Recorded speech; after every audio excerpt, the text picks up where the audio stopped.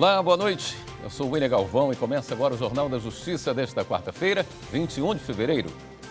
A pedido da Polícia Federal, o Supremo determina a quebra de sigilos do deputado federal André Janones, parlamentar investigado em inquérito que apura a suposta prática de rachadinha com os salários de funcionários do gabinete. Este é um dos destaques da edição de hoje. E você acompanha também nesta edição. Plenário do Supremo analisa ação que trata da distribuição de sobras eleitorais. A audiência de conciliação no STF resulta em acordo sobre apreensão de adolescentes no Rio de Janeiro. E ainda, o lançamento do livro que homenageia a trajetória de 11 anos da ministra Rosa Weber na Suprema Corte.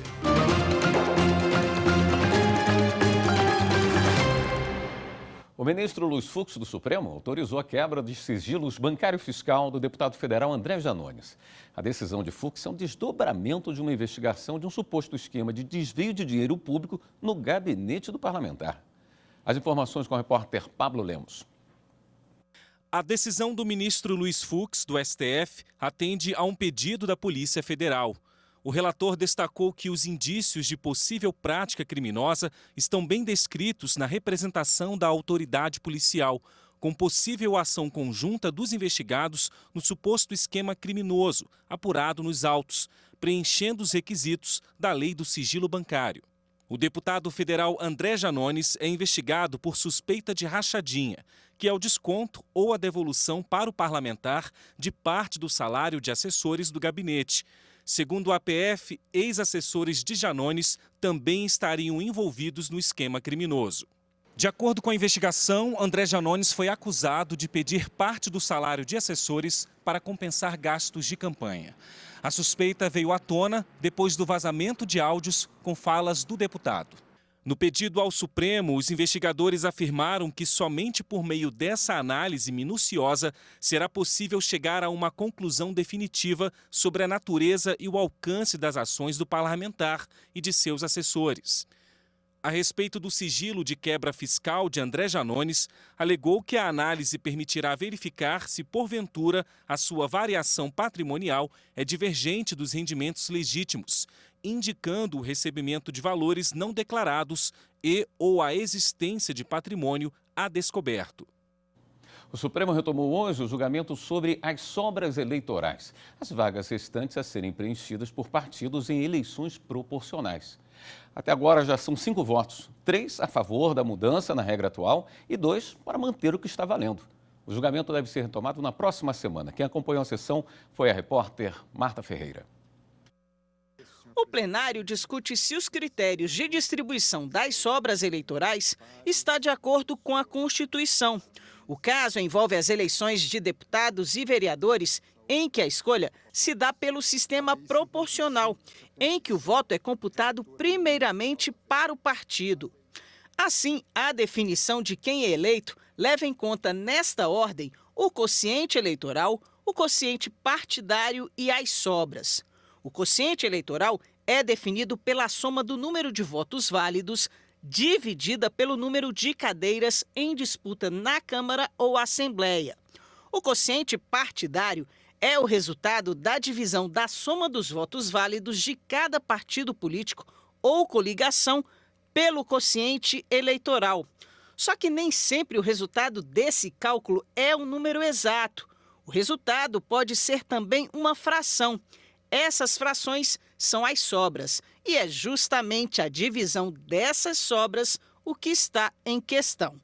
Isso porque em 2021 houve mudanças nas regras de distribuição das sobras. A lei eleitoral estabeleceu que só podem concorrer às vagas da última fase da distribuição das sobras os partidos e candidatos que atingiram um determinado índice do quociente eleitoral. Se essas exigências não forem cumpridas, as cadeiras restantes serão distribuídas aos partidos que apresentarem as maiores médias, o que pode alterar a configuração atual da Câmara dos Deputados. Os partidos Rede Sustentabilidade, PSB, Podemos e Progressistas questionam esses critérios e querem incluir todos que participaram das eleições nessas vagas, independentemente de atingir o índice previsto na lei. Até então, 3 ministros já haviam se manifestado. Ricardo Lewandowski, relator, que se aposentou em abril do ano passado, Alexandre de Moraes e Gilmar Mendes. Todos foram favoráveis à revisão das sobras eleitorais. A única divergência entre os ministros diz respeito a partir de que momento essa decisão passa a valer. Lewandowski entendeu que deve ser aplicada a partir do julgamento da Corte. Já Moraes e Gilmar Mendes defendem que a aplicação seja a partir das eleições de 2022. Na retomada da discussão, o ministro André Mendonça divergiu dos outros ministros, votando para manter a regra de distribuição das sobras eleitorais. No caso dos autos, não visualizo com a devida vênia as posições em contrário à existência de um critério obstativo, arbitrário ou irrazoável. Afinal, por mais de 50 anos, desde a promulgação do Código Eleitoral em 1965 até 2017, vigorou o parâmetro mais restritivo que o ora impugnado. O ministro Alexandre de Moraes reforçou o entendimento dele.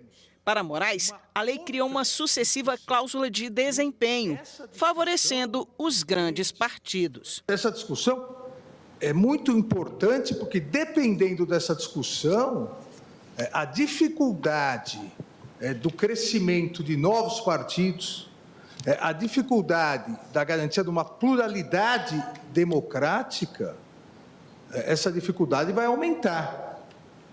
Porque o que se criou com a Lei 14.211 de 2021, o que se criou foi uma sucessiva cláusula de desempenho, ou seja, um favorecimento aos grandes partidos. O ministro Edson Fachin votou no mesmo sentido que o ministro André Mendonça. Entendo que não há, com toda a vênia, violação ao pluralismo político ou partidário, tendo em vista pelo menos 2 fatores. Primeiro, houve participação das minorias nas casas do Congresso. Segundo, a meu modo de ver, e não havendo prova em sentido contrário, não há redução da democracia inclusiva, ou seja, não há redução dos canais de participação política e de mudança social. O julgamento foi suspenso após o pedido de vista do ministro Nunes Marques. A ministra Carmen Lúcia fez um apelo para que o Supremo tenha uma decisão até o dia 5 de março, antes da renovação das resoluções do Tribunal Superior Eleitoral. Na abertura da sessão, o presidente do STF, ministro Luiz Roberto Barroso, lançou um livro em homenagem à ministra aposentada Rosa Weber. A edição lembra os 11 anos de atuação da ministra na Suprema Corte. Com 15 julgados, Sua Excelência, ficou muito bonito, com a belíssima foto da nossa querida colega de sempre, ministra Rosa Weber, reunidos 15 julgados que retratam a sua passagem por esse tribunal. E entre as decisões emblemáticas que passaram por suas mãos, nós lembramos especialmente aquelas que declararam a inconstitucionalidade do decreto presidencial que dificultava a participação social nas políticas ambientais e do seu voto pela inconstitucionalidade do apelidado orçamento secreto. E relembra-se nesse livro que a ministra Rosa Weber conduziu de forma impecável as polarizadas e históricas eleições de 2018 e realizou 2 mudanças regimentais muito importantes que afetaram de maneira positiva o funcionamento do Supremo, que foram a obrigatoriedade de submeter medidas cautelares à decisão colegiada e a fixação do prazo de 90 dias para a devolução dos pedidos de vista, além de ter tido o papel que nós todos testemunhamos da reconstrução desse plenário no 8 de janeiro. TSE condena a deputada Carla Zambelli a pagar multa por propaganda irregular nas eleições de 2022. Assunto para o próximo bloco. Até já.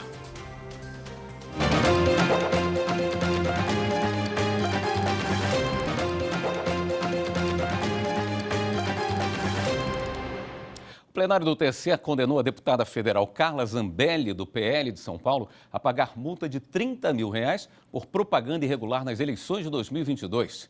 Repórter Carolina Chaves. Nessa terça-feira, o plenário do Tribunal Superior Eleitoral condenou a deputada federal Carla Zambelli e outros envolvidos por prática de propaganda irregular na internet nas eleições 2022. A ação da coligação Brasil da Esperança teve como causa principal a disseminação de desinformação com o objetivo de diminuir a confiança no processo eletrônico de votação. As postagens alegavam que o QR Code presente na versão digital do título de eleitor poderia registrar votos em favor ao presidente Lula, à época candidato à presidência da República. O plenário determinou o pagamento de multas e a exclusão dos conteúdos das plataformas digitais. Carla Zambelli Salgado foi condenada a pagar multa de R$30 mil. Dácio Bracarense Filgueiras e Inácio Florencio Filho, também citados no processo, terão de pagar R$15 mil cada por criação e divulgação de informações falsas.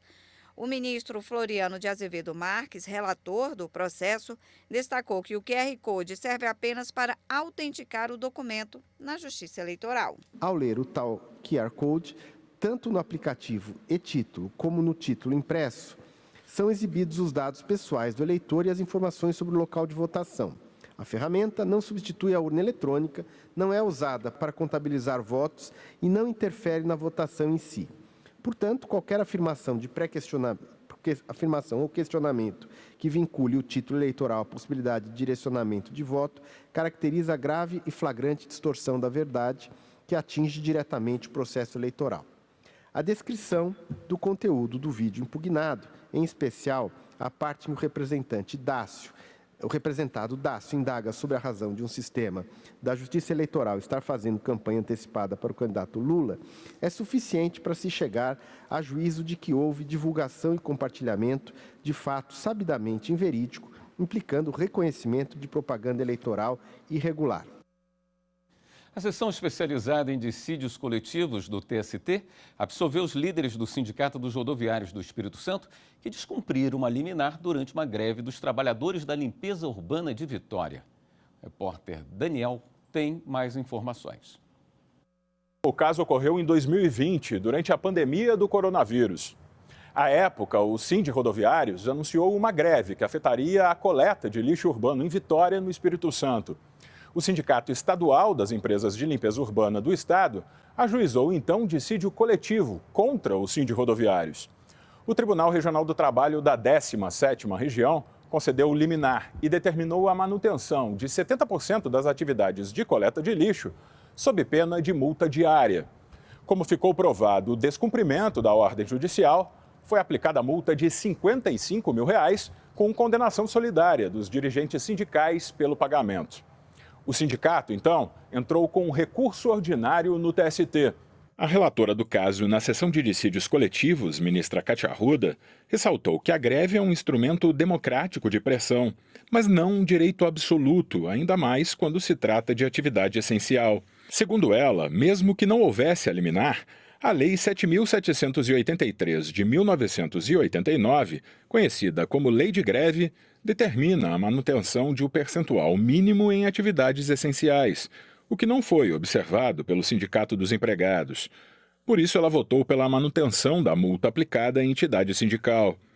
Porém, quanto à condenação solidária dos dirigentes sindicais, a ministra assinalou que, nos termos do Código Civil, a solidariedade não se presume, mas resulta da lei ou da vontade das partes. Não há um amparo no sistema de liberdade e organização sindical a pagamento de multa no CPF do sindicalista, salvo quando há, obviamente, uma atitude pessoal que não representa a posição da própria instituição, né? Alguém que agiu por sua própria conta e risco, causando danos e assim por diante. Para a ministra, não cabe a aplicação analógica do Instituto da Desconsideração da Personalidade Jurídica.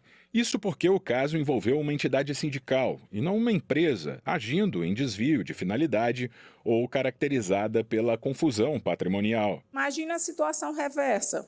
Também uma greve, ou, aliás, um movimento que aconteça e todos os dirigentes sindicais patronais passem a responder pessoalmente e não por conta da sua instituição, da sua entidade. O ministro Caputo Bastos divergiu da relatora em relação à responsabilidade dos líderes sindicais. Entendo, respeitando os posicionamentos contrários, que a aplicação de multa em situações de evidente descumprimento de ordem judicial somente contra a pessoa jurídica seria totalmente inútil, tendo em vista que a sanção seria paga pela coletividade do sindicato, sem conseguir atingir efetivamente aqueles que inviabilizavam o cumprimento da determinação judicial sem necessariamente possuir autorização da categoria para tal conduta. Ao acompanhar a relatora, o ministro Maurício Godinho Delgado observou que seria um constrangimento indevido ao exercício do mandato sindical adotar a tese de que o dirigente possa responder pessoalmente pelas ações judiciais propostas em função do exercício da representação. Eu acho essa jurisprudência muito perigosa. Me parece assim, é impossível ser sindicalista no Brasil. Se os sindicalistas forem responder pessoalmente, eu acho que, então, temos que mudar o sistema e extinguir de uma vez os sindicatos. Por maioria, o colegiado entendeu que não é possível condenar solidariamente os dirigentes sindicais à época da greve, uma vez que a solidariedade não se presume, mas decorre da lei ou da vontade das partes. O Espaço Cultural do Superior Tribunal de Justiça sediou o lançamento de um livro sobre a Lei de Improbidade Administrativa. Kátia Gomes acompanhou. Com o título Lei de Improbidade Administrativa, Lei 14.230 de 2021, comentários e análise comparativa, a obra é formada por 18 capítulos que esclarecem os dispositivos em vigor. Segundo um dos coordenadores, Hilton Robbel, o livro apresenta uma análise sobre as alterações e o processo legislativo da nova lei. A ideia do livro é comentar toda a lei de improbidade administrativa, falando dos aspectos constitucionais, do próprio processo legislativo, da modificação intensa que teve na lei de improbidade administrativa recentemente. A coletânea conta com 32 coautores, incluindo os ministros do STJ, Mauro Campbell Marques e Gurgel de Faria, e o ministro do Supremo Tribunal Federal, Gilmar Mendes.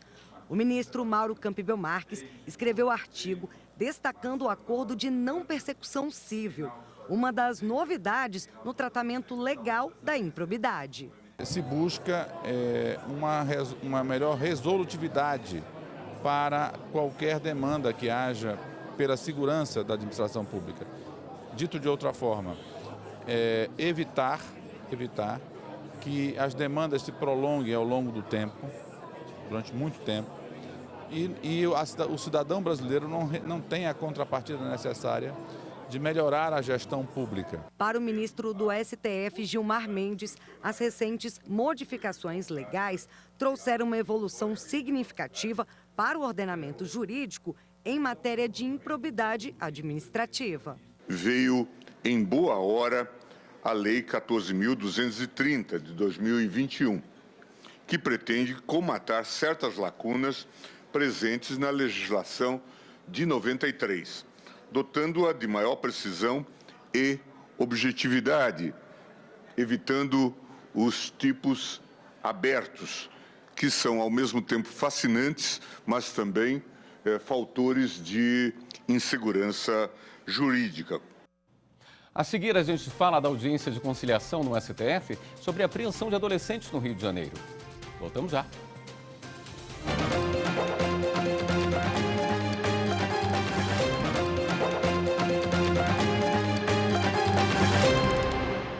O ministro do Supremo Tribunal Federal, Cristiano Zanin, presidiu a audiência de conciliação que resultou em um acordo sobre a apreensão de adolescentes no Rio de Janeiro. O ministro Cristiano Zanin comandou a negociação. O resultado foi um acordo para restabelecer parcialmente a decisão do juízo da primeira vara da Infância, Juventude e Idoso do Rio de Janeiro, que determina que o Estado e o município do Rio de Janeiro se abstenham de apreender e conduzir adolescentes a delegacias de polícia, a não ser em hipótese de flagrante de ato infracional ou por ordem escrita e fundamentada de autoridade judiciária. O Estado e o município terão 60 dias, prorrogáveis por mais 30 dias, para apresentar um plano de segurança pública voltado para a repreensão de adolescentes em conflitos com a lei. E também um plano de abordagem social que não viole os direitos convencionais, constitucionais e legais de crianças e adolescentes, especialmente o direito de ir e vir. Para garantir o atendimento inclusivo ao cidadão surdo, o Tribunal de Justiça de Mato Grosso deu início a mais uma formação do curso básico de Língua Brasileira de Sinais. As aulas de Libras são oferecidas ao público interno, que vai se capacitar para garantir o atendimento ainda melhor a todas as pessoas que buscam o judiciário. Confira na reportagem de Maritza Fonseca. A capacitação promovida pela Escola dos Servidores é destinada aos magistrados e servidores com foco no atendimento às pessoas surdas que procuram a Justiça Estadual.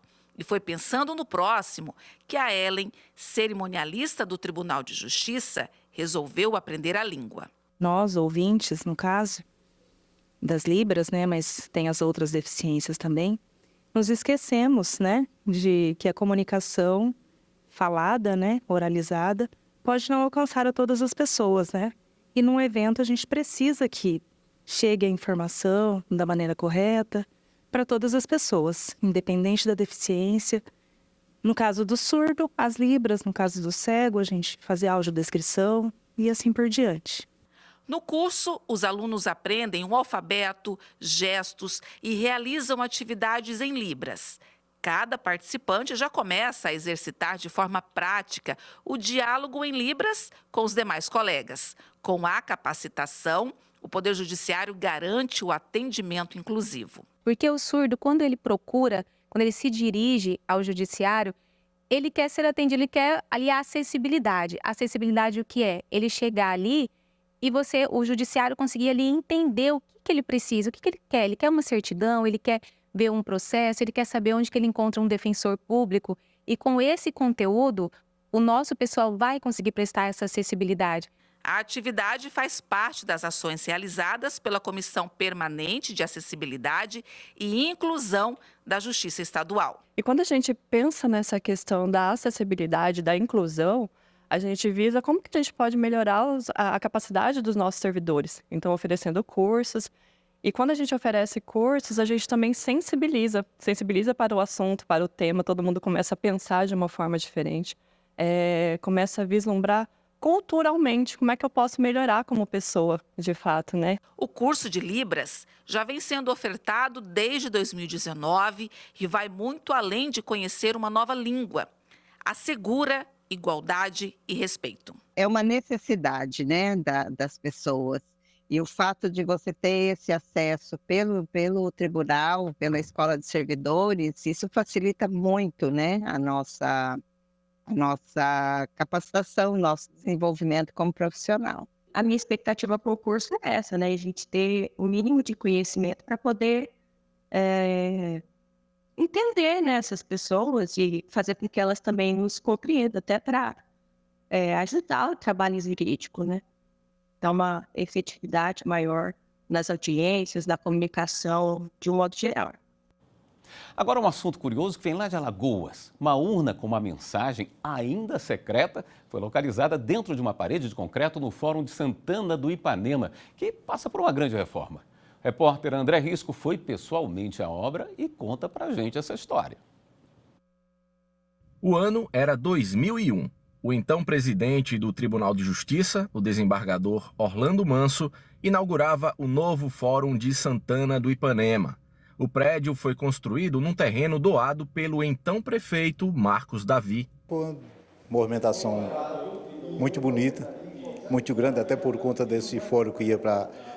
Estava prevista a construção dele para Olivença e a gente fez a doação, a família da gente fez a doação do terreno para que ele fosse construído aqui em Santana. Seria uma cerimônia normal com a presença de membros do judiciário e autoridades locais, não fosse por um detalhe. O desembargador Hélio resolveu deixar uma mensagem num pergaminho dentro de uma urna que só poderia ser aberta no ano de 2101.